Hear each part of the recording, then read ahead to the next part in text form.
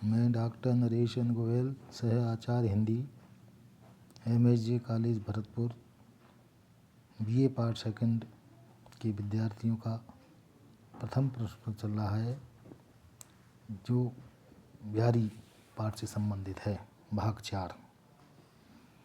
अब इसमें बिहारी के जो दोहे हैं उसमें दोहा नंबर 1 है,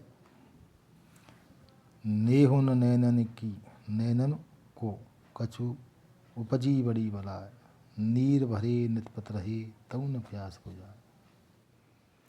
यहाँ पर पूर्वानुगामी नायिका अपने नेत्रों की व्यवस्था अंतरंगी सखी से कह रही है कि मेरे पैरों में, मेरे हृदय में कृष्ण के प्रति बहुत विरह की स्थिति है।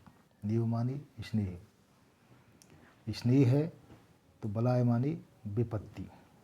यहाँ सखी कह रही है सखी से, नेह न, स्नेह प्रेम तेल। यहाँ नेह माने स्नेह, ये प्रेम रूपी जो तेल है, नैनन प्रेम रूपी तेल नहीं है, प्रत्युत्तर मेरे नयनों में निमित्त कोई बड़ा बलाय उपजी है।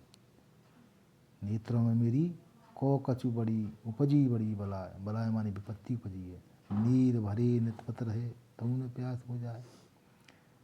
नीर पानी, ये पानी से भरे रहते हैं, आंसुओं से भरे रहते हैं, फिर भी इनकी प्यास नहीं बुझती, दर्शन नहीं हो पाता। प्यास माने दर्शन नहीं हो पाता। कहने का मतलब ये है कि मेरे नेत्रों में प्रेम रूपी तेल नहीं है, प्रेम रूपी तेल नहीं है, स्नेह है। प्रत्युत्तर मेरे नयनों में निमित्त कोई बड़ी बलाय उपजी है। ऐसी स्थिति में नीर भरी, पानी से भरे रहे नित्य प्रत हमेशा, तऊ न प्यास हो जाए, फिर भी मैं प्यास में, यानी पानी सामने होने पर भी, मैं कृष्ण सामने होने पर भी उनके दर्शन नहीं कर पाती। नित्य प्रत मेरी आँखों में कृष्ण रहते हैं, उनके दर्शन नहीं कर पाती। प्रेम करती हूँ फिर भी उनसे मुझे मिलन नहीं हो पाता है। ये सखी दूसरी सखी से कह रही है।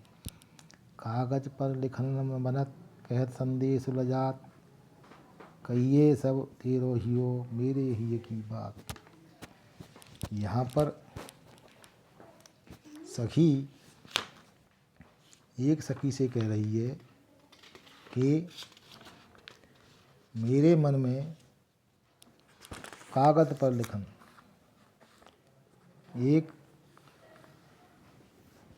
प्रोसित पत्रिका नायिका ने पत्री में अपने विरह का कुछ वृत्तांत निवेदन करके यह बात जताने के लिए कि कुछ लिखा गया है, उससे विरह वृत्ता को पूर्ण व्यवस्था विदित नहीं हो सकती।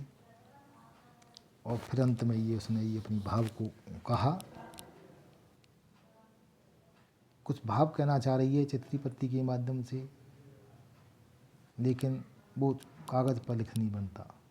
और संदेश देती हुए लज्जा का अनुभव कर रही है और यही कह रही है कि कागज़ पर, कागज़ लिखन बनत, लिखते हुए नहीं बनता है। संदेश भेज रही है एक नायिका, नायक के लिए संदेश नहीं लिखा जा रहा है इसमें। कहत संदेश लजा, और संदेश कहते हुए, समाचार कहते हुए उस लज्जा का अनुभव हो रहा है, शर्म आ रही है, हया आ रही है। ऐसी स्थिति में कही है सब तेरो ही हो, मेरे ही की बात। अब मैं तुझसे क्या कहूँ, तेरे हृदय की, मेरे हृदय की बात को तू जानता है, तेरे हृदय की बात को मैं जानता हूँ, मैं जानती हूँ। ऐसी स्थिति में स्वयं कंपित होती हुई अस्तु इत्यादि के कारण कागज़ पर जो विरह रूपी वृत्तांत लिखते नहीं बनता है, और संदेश रूपी से उस वृत्तांत को कहते हुए, अर्थात किसी दूत से रूप से तेरे पास भेजने के लिए मैं उससे अपनी मार्ग दिशा कहते हुए हृदय में लज्जा आती है। अतः मैं यही लिखकर संतोष करती हूँ कि यदि तू विचार करेगा तो तेरा हृदय मेरे हृदय की सब बातें तुझसे कह देगा। अर्थात अपने हृदय की व्यथा से तुझको मेरे हृदय की सच्ची दशा का अनुमान हो जाएगा कि मैं किस प्रकार से तेरे हृदय में, तेरे विरह में तड़प रही हूँ। यानी मुझे तेरी जो विरह की स्थिति है उसको लिखती हुई नहीं बनता है मुझसे। समाचार किसी से कहती हुई लज्जा कारण ग्राहगिर से, तो बस मैं इतना ही कह सकती हूँ कि मैं मेरे हृदय में क्या है वो तू अपने आप जान जाएगा। जब जब वे सुध की जहीं तब तब सब सुध जाए, आँखिन आँखिन लगी रहें आँखें लागत नाय। यहाँ पर वियोगिनी नायिका दशा सखी से कह रही है। नायक नायिका दूर हैं, वियोगी चीज़ अनुभव कर रही हैं, तो वियोगिनी नायिका तड़प रही है नायक के विरह में। ये अपनी दशा को वो अपनी सखी से कह रही है। वे नायक, वे माने नायक, वे जब जब मेरी सुधी माने मेरी याद करते हैं तब तब सब सुध जाए। जब मेरी चेतना, सुधी माने चेतना है, तब सब चली जाती है, ख़त्म हो जाती है। आँखन आँखें लगी रहें, और नायक की आँखों में मेरी आँखें लगी रहती हैं। आँखें लागत ना लगी रहती हैं, टकटकी लगाए एक टकटकी लगाए देखती रहती हैं, और फिर भी आँखों में नींद नहीं आती। कहने का मतलब है एक सखी नाथ अपने प्राणनाथ ने तो अपनी छाती अर्थात मेरे प्राण की जब नायक स्मरण किए जाते हैं, मुझे याद आते हैं, तब तब सब चेतनाएँ, मेरी जो बोधता है, जो जागृति है, वो सब जाती रहती है।